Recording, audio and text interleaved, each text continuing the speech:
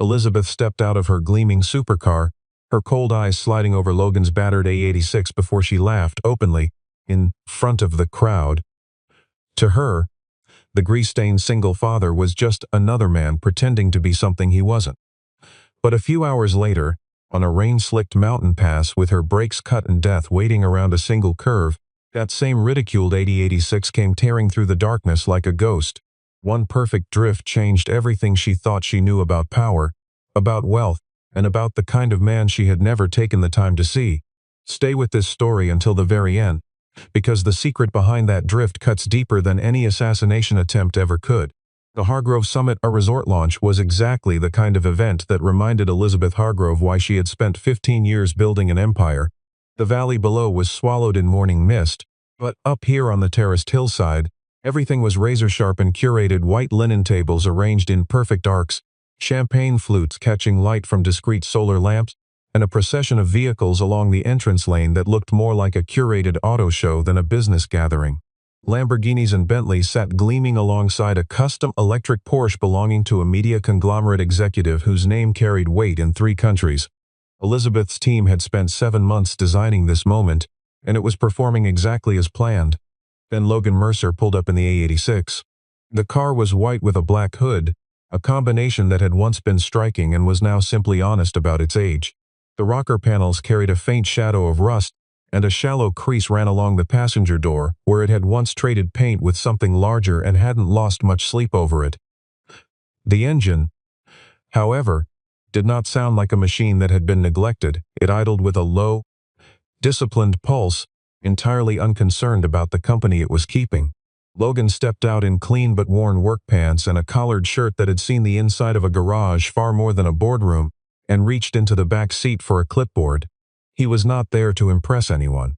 Logan had been contracted by the event logistics firm to inspect the support vehicles, the vans, the shuttle cars, the catering transport, and to certify that everything running along the mountain road that afternoon was mechanically sound. It was the kind of work that never got thanked and rarely got noticed, which suited him perfectly. He was 38 years old, the sole parent of a 7-year-old girl named Daisy, and he ran a one-man garage at the base of the mountain that served locals who couldn't afford dealership labor rates. He had no interest in the champagne, no patience for small talk about market projections, and no illusions about where he stood in the hierarchy of that particular afternoon. Elizabeth noticed the AE86 the moment she finished greeting a cluster of investors near the terrace. Her eyes moved to it the way a homeowner's eyes move to a weed through the patio tiles, not with fury, but with the reflexive irritation of something that is simply out of place. She said something low to the man beside her, a senior vice president who had mastered laughing at exactly the right moments, and then said it louder for the nearby guests to catch. She called the car an eyesore. She said whoever drove it must have taken a wrong turn looking for the junkyard. She laughed, and several people laughed with her, because laughter is the fastest currency in a room full of people trying to seem like they belong. Logan heard it. He didn't react visibly, didn't stop moving his pen across the clipboard, didn't look up from the undercarriage of the catering van. He had learned long ago that silence was not the same as agreement. When he finished the inspection, he walked past the gathered crowd to reach the last vehicle on his list, and Elizabeth stepped into his path without quite meaning to, still speaking to her companions. He excused himself quietly. She looked at him fully for the first time, taking in the clipboard, the smudge of grease at his wrist, the car in the distance. She said it clearly enough for the people nearest her to hear that some vehicles belonged behind the venue rather than in front of it, and the same could usually be said for the people driving them. Logan looked at her for a moment. He said, quietly, that in his experience, the cars that actually worked were usually the ones that didn't bother looking expensive. Then he stepped past her and went back to work. The comment landed strangely in Elizabeth's chest in a way she couldn't immediately name. She had her security director tell a junior staffer to have the AE86 moved to the rear service area before the afternoon photographs were taken, and she moved on to her next engagement. But the afternoon's smoothness had developed a small, persistent snag that she chose not to examine. What Logan had actually been doing, just before Elizabeth intercepted him, was staring at the front axle of her personal vehicle, a matte black luxury sedan armored by her security firm. He had seen a faint discoloration on the brake caliper housing and a smear pattern near the hydraulic line fitting that didn't match normal wear. It looked like someone had been at the line, carefully, deliberately, with enough skill to make the work appear untouched. He flagged the vehicle on his inspection form and went to find someone in Elizabeth's security detail. The man he found said he'd pass it along. Logan was not confident that he would. Elizabeth Hargrove had not built a company worth $400 million by being soft, and she knew it. She had grown up watching her father's construction business collapse under a bad partnership, spent her 20s clawing back through real estate acquisitions and leveraged development deals, and learned that trust was a luxury that cost more than it paid. Her boardroom table had seen 7 different CFOs in 11 years, not because she was cruel, but because she was exact, and exactness was something most people found exhausting over time. She was 41, unmarried by choice, and had long since decided that vulnerability was a business liability she could not afford. Her younger sister Mia was the exception to every rule Elizabeth kept. Mia was 34, ran a non-profit training underprivileged youth in landscape architecture, and showed up to Elizabeth's events the way little sisters always do, slightly underdressed, impossibly warm, and unable to pretend everything was fine when it clearly wasn't. She caught Elizabeth near the terrace before the afternoon convoy departed. Her voice was low but urgent. She said she'd been hearing things from people who monitored Carter Whitfield's movements. Carter, the developer who had spent the last 9 months trying to purchase the Hargrove Summit project through increasingly aggressive offers. Elizabeth had rejected everyone. Carter had stopped calling, which Mia said did not mean he had stopped planning. Elizabeth listened with the expression of someone who had already decided the conversation wasn't worth altering her schedule for. She said Carter was a businessman, not a criminal, and that the threats Mia described, vague whispers from vague sources, were exactly the kind of noise that surrounded every high-value project. She said Mia worried too much because Mia had never operated at this level, and said it not with cruelty but with flat certainty. Mia did not argue. She had learned that arguing with Elizabeth directly was like arguing with a load-bearing wall. The wall wouldn't move and you'd end up with bruised hands. Logan had spent the first hour after his report to security waiting. When no response came, he went looking for the vehicle himself.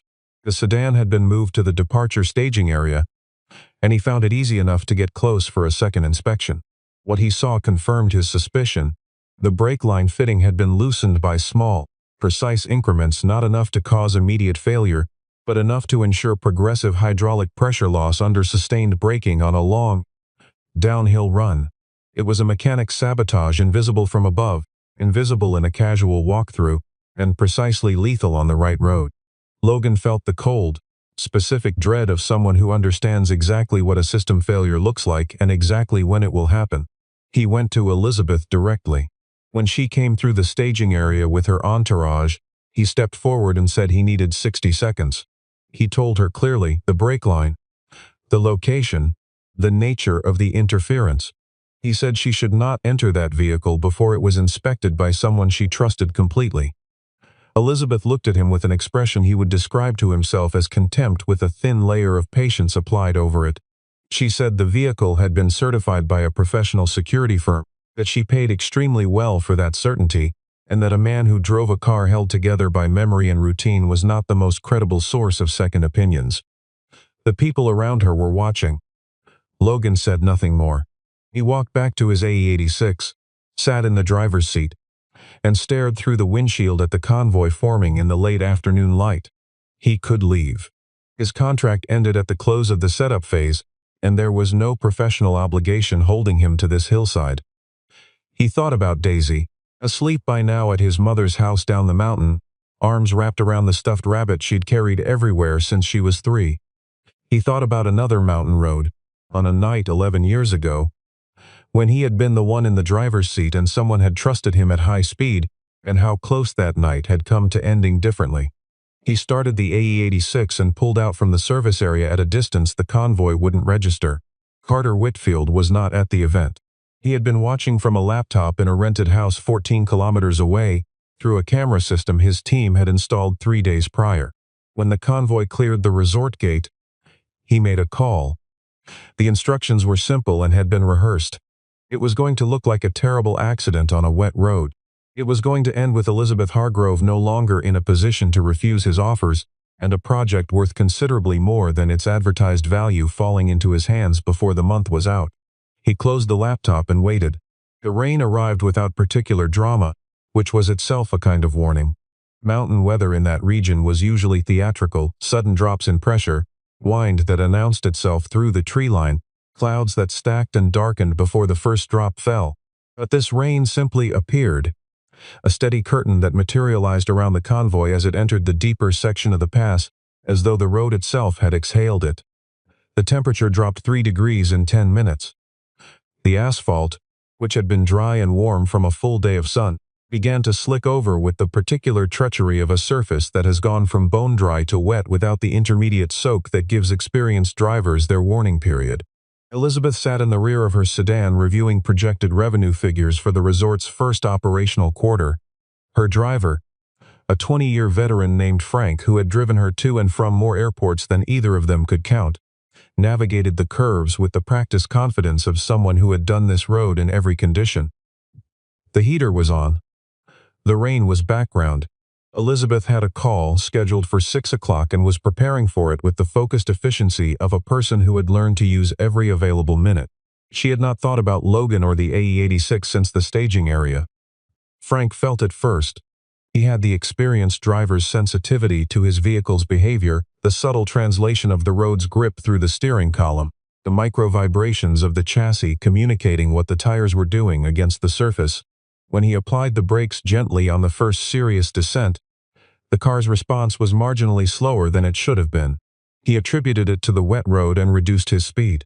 When he braked again at the next curve, the response was slower still, not dramatically, not in a way that would have alarmed an ordinary driver, but enough to register a precise wrongness in a man who had spent 2 decades learning how cars tell the truth. He said nothing to Elizabeth yet. But on the third curve, when the pedal traveled 5 millimeters further than it should have before the car responded, he understood. He said her name. He said they had a brake issue and that he was going to manage their speed down to the first available shoulder. Elizabeth looked up from the tablet. She took in the rain against the windows, the guardrail flashing past, the elevation visible where the drop fell away beyond the outer lane. She did not panic. Panic was not in her operational vocabulary, but her body understood something her discipline had not yet finished acknowledging, and her hand gripped the armrest with a pressure she was entirely unaware of applying. 2 vehicles emerged from the darkness behind the convoy. They had been running without lights on the upper section, trailing at enough distance to avoid attention, and they appeared from behind the last security vehicle, with the sudden coordination of machines operated by people who had rehearsed this. The SUVs were large and dark, moving with deliberate purposefulness. They split, one to pressure the lead security truck, the other accelerating toward Elizabeth's sedan. Frank tried to raise the lead vehicle on the radio. The response was static. The cellular signal was gone. A jammer had been triggered somewhere in the convoy. The SUV pressed against the sedan's rear quarter with the persistent, angled force of a vehicle trying to steer another vehicle rather than stop it. Frank fought for his lane. The outer edge of the road was perhaps 40 centimeters from the right tires, beyond which the mountain fell away into complete darkness and rainfall. Elizabeth looked through the rear window and saw the headlights of the SUV. Massive and deliberate, riding her sedan's tail with the intimacy of something that intended to consume her. There was nothing in her life, not a negotiation, not a lawsuit, not a hostile acquisition, that had prepared her for the animal reality of someone trying to kill her on a wet road in the dark, with every tool she relied on entirely absent from the situation. The brake system lost another measure of pressure with each application. Frank's foot was traveling nearly to the floor on the steeper pitches. He told Elizabeth they were losing all braking function. He told her to brace. The SUV made its move, slamming into the sedan's rear corner with enough force to break traction at the rear axle, and the car began a slow, terrible rotation toward the outer lane and the drop beyond the guardrail. Elizabeth did not scream. She locked eyes with Frank's reflection in the rearview mirror and saw a man doing everything he knew how to do, which was not going to be enough. Then a sound broke through the rain, a high-frequency mechanical note that was distinct from everything else in the dark. Headlights appeared from an angle that made no immediate sense, moving through the upper section of road above the convoy with the speed of something that had chosen its commitment point and was fully in it. The AE86 came down the mountain not like a rescue and not like a stunt, but like a correction, like a precise and necessary piece of mathematics inserting itself into a problem that had been constructed to have only one answer. Logan had seen the SUVs pull out from the hillside junction above the convoy. He had seen them kill their lights. He had spent 7 years driving every meter of this pass at every hour and in every condition, because this was his mountain and his commute and his daughter's school route, and he knew it the way other people know their own handwriting. He had one working radio channel, and he found Elizabeth's sedan on the security frequency from a manifest he had photographed during setup. He keyed the radio. He said her name. He told her the brakes were gone. He said to trust him once. The voice came through the static clearly enough. Elizabeth heard it. She recognized it immediately. What Logan Mercer did over the next 4 minutes on that mountain road would not translate cleanly into the language of emergency response or automotive engineering, not because it defied those disciplines, but because the kind of mastery he brought to those curves existed in a space where technical knowledge, physical memory, and the willingness to absorb damage on behalf of someone else converge into a single sustained act of judgment. He had not drifted a car competitively in 11 years. The knowledge had not gone anywhere. The body remembers what the mind would prefer to put away. The first intervention was lateral. Logan pulled the AE86 alongside Elizabeth's sedan on its outer edge, between the sedan and the guardrail, and held that position as the car continued its drift toward the drop. He used the AE86 as a physical boundary, letting the sedan's rear quarter make contact with his front fender, using the force transfer to arrest the sedan's rotation. The AE86's fender compressed. The headlight housing cracked, and Logan absorbed the impact through the steering wheel in a continuous shudder up both forearms. He held. The sedan's rotation slowed, stabilized, and Frank regained enough alignment to manage the gradient toward the next straightaway. The first SUV came immediately, recognizing what had happened and refusing to accept it. It accelerated into the AE86's rear quarter, trying to push Logan out of the protective position. Logan let the SUV push him, let the rear step, let the car begin a controlled drift toward the inner lane, then used the angle of that drift to come back faster than the SUV's driver could adjust, putting the AE86 across the intended attack line. The SUV braked hard. Its tires found the edge of a drainage repair, a section patched with aggregate that had never properly bonded, and the vehicle's rear lost purchase. It spun wide onto the shoulder, nose buried in the embankment. Done. Logan's hands were cut where the wheel had found the cracked grip tape on the second impact. He was aware of it the way you're aware of something that will matter later and cannot matter now. He carried a clear picture of the road ahead, 400 meters of descending curve, the hairpin locals called the notch, and then the long sweep onto the plateau where the gradient gentled. The second SUV was still in play. He could see it in the mirror, hanging back, recalculating. Carter's operation had not included an AE86. The car was not supposed to be here. Neither was Logan. He reached Elizabeth on the radio. He told her the notch was 300 meters ahead, that it was the sharpest curve on the entire descent, and that Frank needed to let the car run wide on the entry rather than fight the geometry, because with no effective braking they would need every meter of available road width to manage the curve. He said it quickly and without elaboration, the way a man who has thought about emergencies longer than is comfortable speaks when an emergency is actually happening. Inside the sedan, Elizabeth relayed every word to Frank without pause or modification. She had found the place inside herself that exists beyond fear, where the mind becomes entirely operational because there is simply no alternative, and she used it completely. Frank nodded at each instruction. He was a professional, and professionals, when given accurate information from a source that has proven itself reliable, execute. The second SUV accelerated for its final attempt as the notch approached. It had identified the hairpin as the point of maximum vulnerability and wanted to make its intervention there rather than on the open road. Logan saw it coming in the mirror. He calculated the timing against the SUV's closing speed and made a decision that he would not have been able to fully articulate, because it was not a decision arrived at through deliberation. It was arrived at through the accumulated knowledge of a man who had spent a decade learning what roads can do and what cars can bear under pressure. He took the AE86 into the notch early, at an angle no casual driver would attempt on a wet surface, letting the rear step out in a long, arcing slide that swept across both lanes of the hairpin. The tail caught the SUV's front corner at a contact point that transferred maximum rotational force to the pursuing vehicle without destroying the AE86's own trajectory. Drift geometry Logan understood in his hands rather than his head. The SUV spun. Its driver overcorrected. The outside wheels caught the lip of the drainage channel at the road's edge, and the SUV folded against the lower guardrail with an impact that brought it to absolute rest across the shoulder. Logan brought the AE86 through the remainder of the notch, straightened it on the exit, and guided Elizabeth's sedan along the final approach onto the plateau road. The rain kept falling. Frank pulled the sedan off onto the wide gravel shoulder and stopped. Logan stopped the AE86 beside it. For a moment there was only the rain on the roofs and the ticking of metal beginning to cool. Logan opened his door and stepped out.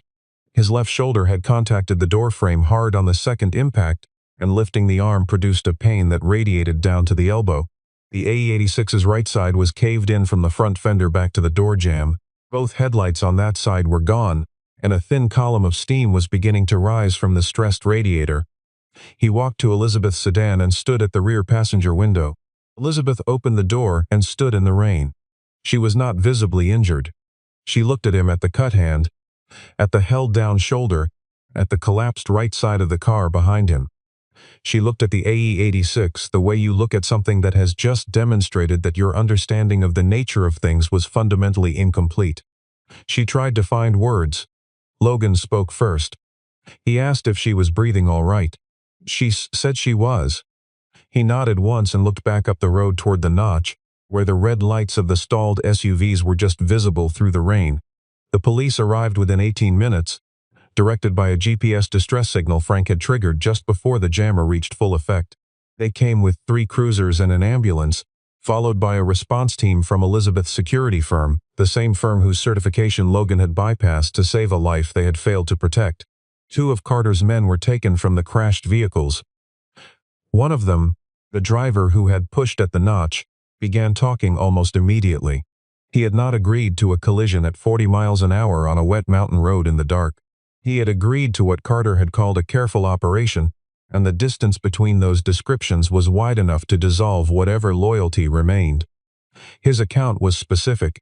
Carter Whitfield had identified Elizabeth's mountain resort project as sitting atop a geological corridor containing a privately assessed mineral deposit and transit access points worth, by his calculations, somewhere between 6 and 9 times the project's publicly advertised valuation.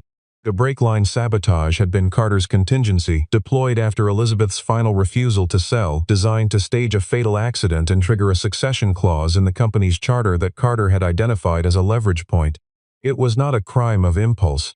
It was a business decision made by a man who had concluded that the line between aggressive commerce and murder was a technicality. Elizabeth sat on the back step of the ambulance while a paramedic examined the bruising along her forearm.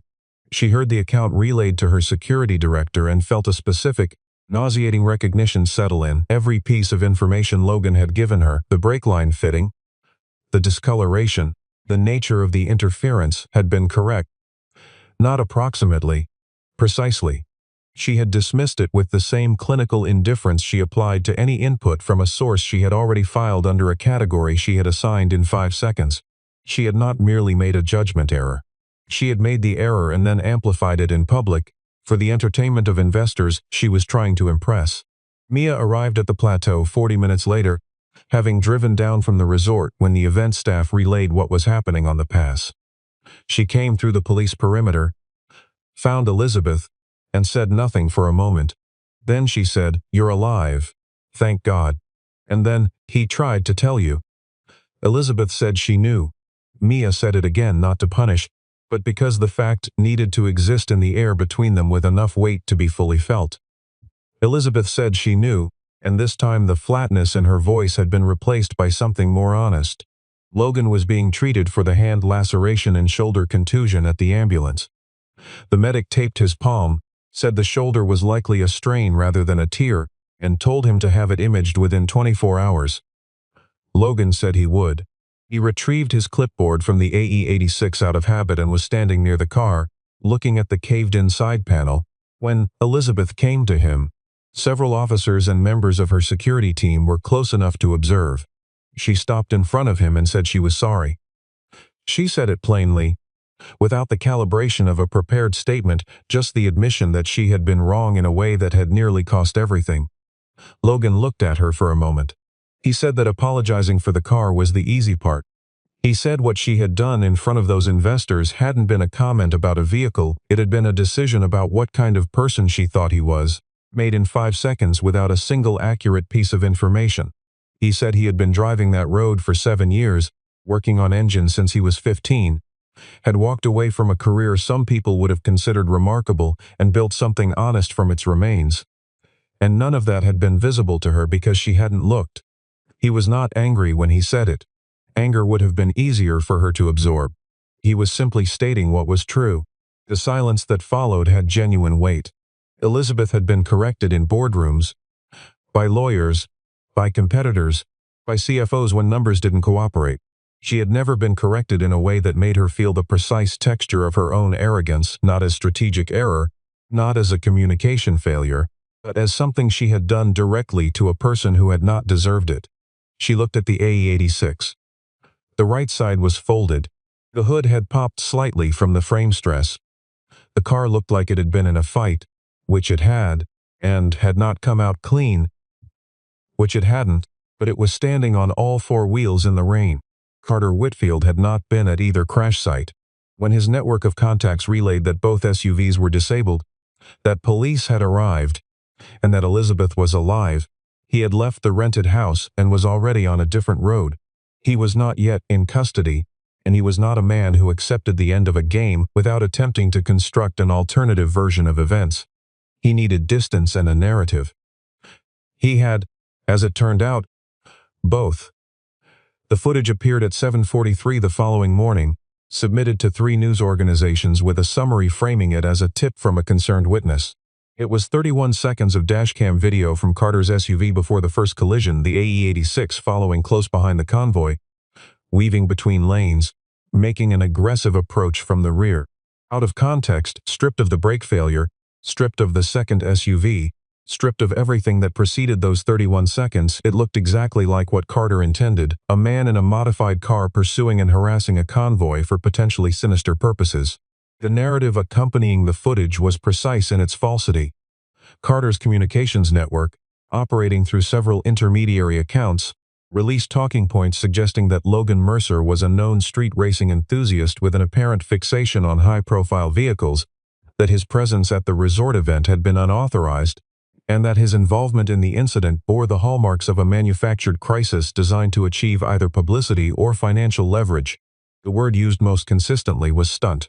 The implication was not that Logan had done nothing, but that what he had done had been calculated for maximum personal benefit, that the rescue was a performance staged for an audience. The story moved quickly. Logan's garage lost 4 appointments in the first 3 hours. His neighbor left a message asking if he was managing. A woman whose son he had spent 2 years teaching basic engine maintenance canceled without explanation. Logan sat at his workbench reading the coverage on his phone with the stillness of someone who has been here before, not in this exact form, but in the experience of being evaluated on incomplete information and found wanting. He did not call a lawyer. He did not draft a statement. He had a water pump replacement due on a Ford pickup, and he completed the work. Elizabeth's board of directors convened an emergency call at 9 that morning. The senior members were unified in their assessment. The situation carried risk of distraction at a sensitive time in the company's development.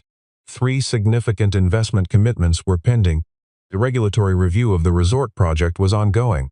The recommendation, delivered in the careful language of people who have learned that directness creates liability, was that Elizabeth should allow the police investigation to proceed without making public statements that associated the company's interests with Logan Mercer's personal circumstances. The message was diplomatic. What it meant was, leave him exposed. Mia called at 10:17. She did not ask how Elizabeth was feeling.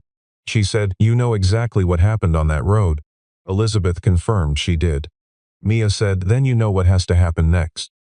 Elizabeth said the board's position was not unreasonable given the current information environment, and Mia said the information environment only existed because Elizabeth had the facts and was choosing not to release them. There was a silence on the line. Mia said that Logan had followed a convoy he had zero obligation to follow, on a road that nearly killed him, to protect a woman who had insulted him to investors' faces that same afternoon. She said whatever the board thought about market optics, this was a moment that would define who Elizabeth actually was when the decision was genuinely inconvenient.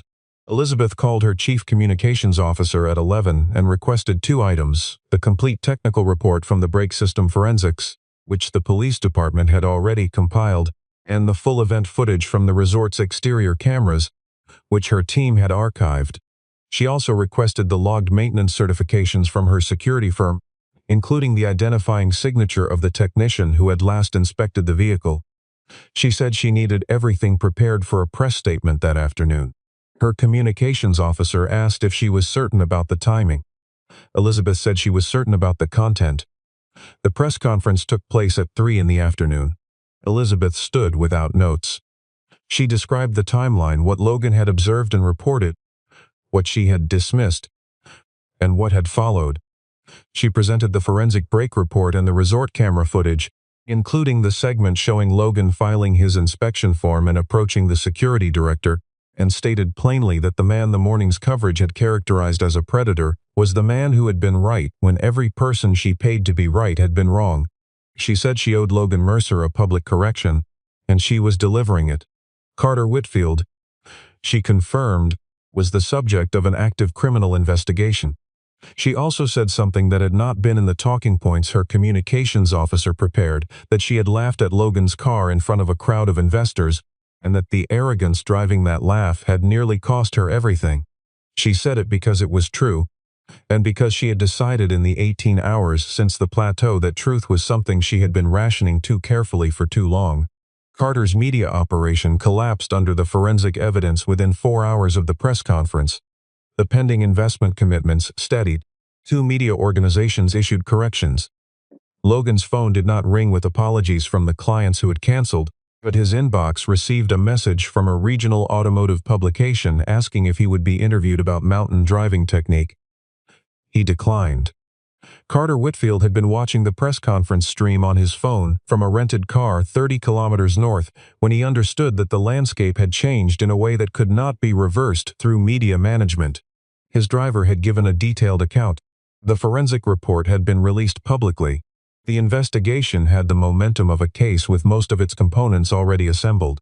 He made a call to Elizabeth's personal number, which he had retained from an earlier period when their professional relationship had been cordial, and he said he wanted to discuss a resolution. Elizabeth did not engage with the offer. She relayed the call to the lead investigator. Carter recognized the direct channel was closed.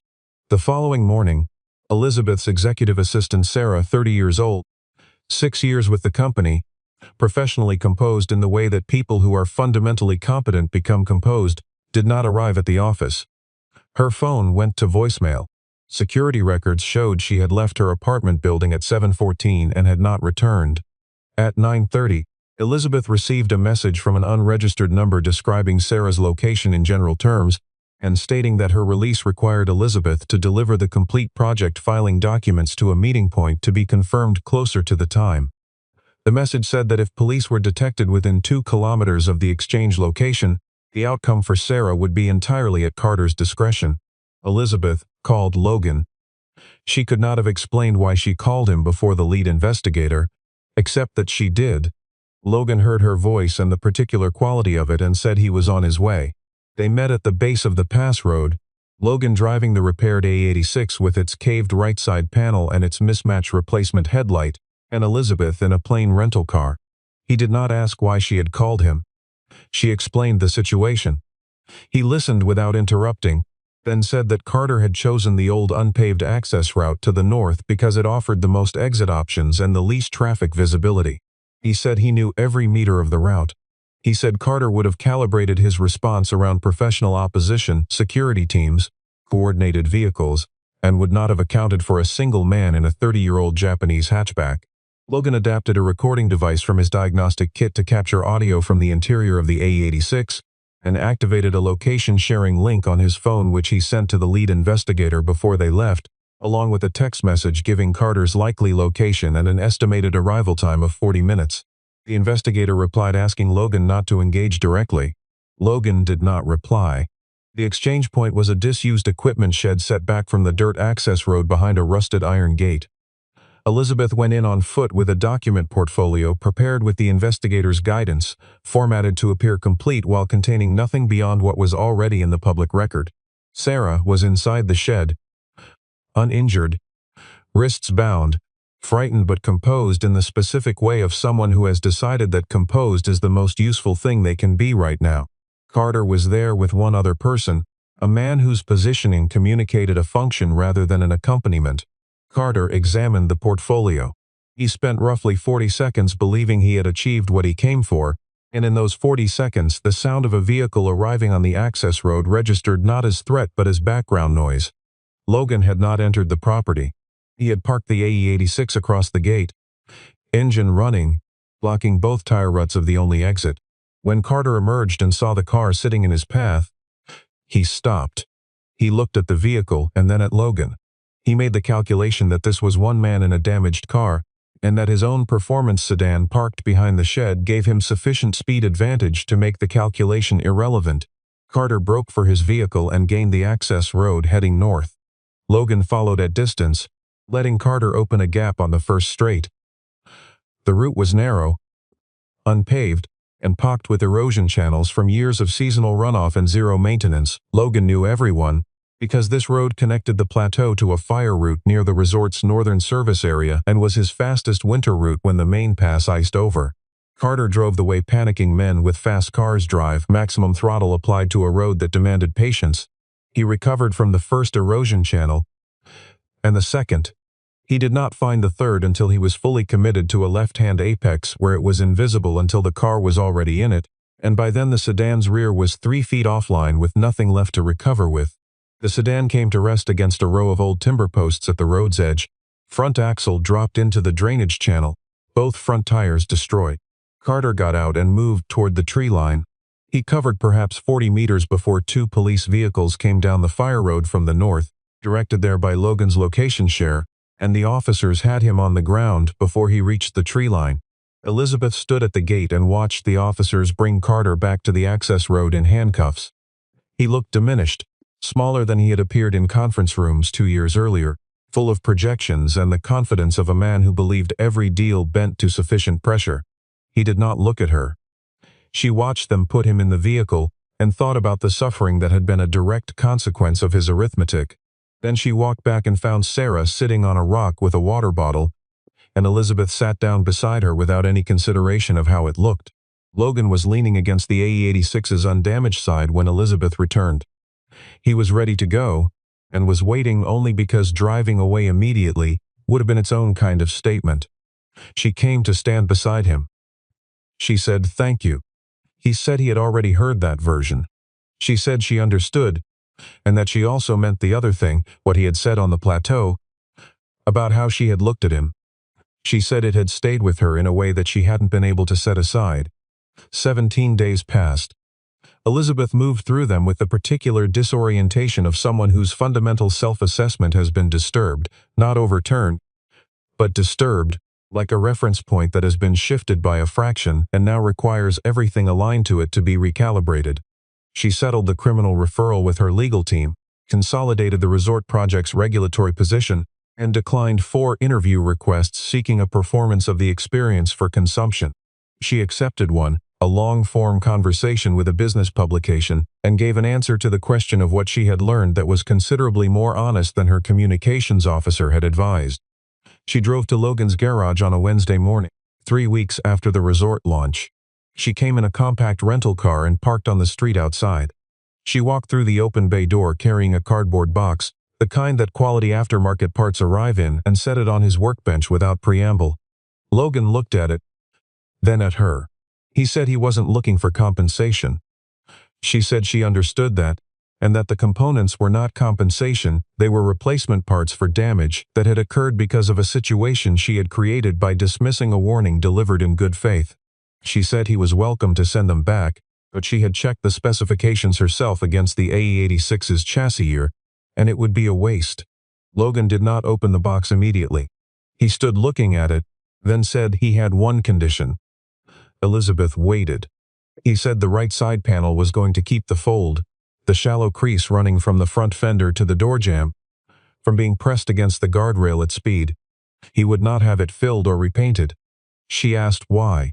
He said the car had earned it, and that things worth remembering were better carried in the things themselves than in photographs or stories. A car that looked like it had done something was more honest than one that only looked new. Elizabeth agreed. She sat down on a stool near the workbench, not with the deliberate ease of someone performing comfort, but with the simple motion of a person who was tired from standing and decided to stop. She watched Logan open the box and check the parts against his notes. The garage had the specific quiet of a working space where the work is real, not the absence of sound but the presence of purposeful sound rather than conversational sound. She said she had a question. He said to go ahead.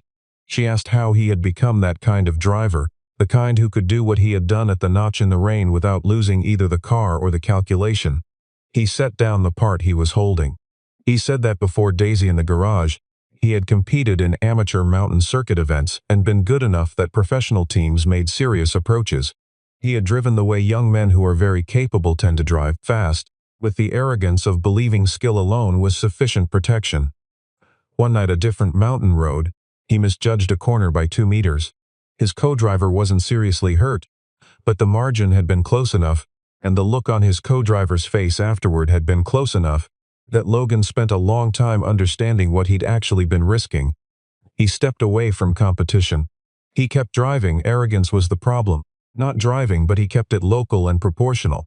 Elizabeth listened to this and was quiet for a moment. She said she thought she understood the parallel. He did not confirm or deny it. He picked up the part again and continued checking specifications. The morning they took the AE86 out, on the lower switchback section, the public road that locals used for early drives on clear days, the light came down through the tree line in long, horizontal angles that crossed the asphalt in intervals, the way it does at elevation when the sun is still low and the air is cold enough to hold its shape. Elizabeth sat in the passenger seat. The car carried the smell of fresh oil and old upholstery and something metallic that was not unpleasant. The crease in the right door panel was visible from her seat, running in a shallow arc across the surface, unhidden and unashamed, exactly as Logan had required. He drove the way he drove with no emergency to respond to, with a loose attentiveness that translated the road's texture through the wheel without commentary. Elizabeth watched the small corrections through the curves, adjustments so minor they were nearly imperceptible, the continuous work of a man who reads the road rather than reacts to it. She had spent 17 years making large, visible decisions in rooms full of people who were watching. She thought about the decision Logan had made 3 weeks ago, alone in a service lot, following a convoy whose driver had laughed at his car in front of investors that same afternoon, because the alternative was to let something preventable happen. She asked him, finally, the question she had been carrying. She asked why, after everything she had said in front of those investors, he had followed the convoy onto that road. Logan took a long curve before he answered. He said he had a daughter who was going to grow up in a world shaped by decisions people made when those decisions were inconvenient, and that he couldn't teach her anything worth knowing if what he taught was only true when it was easy.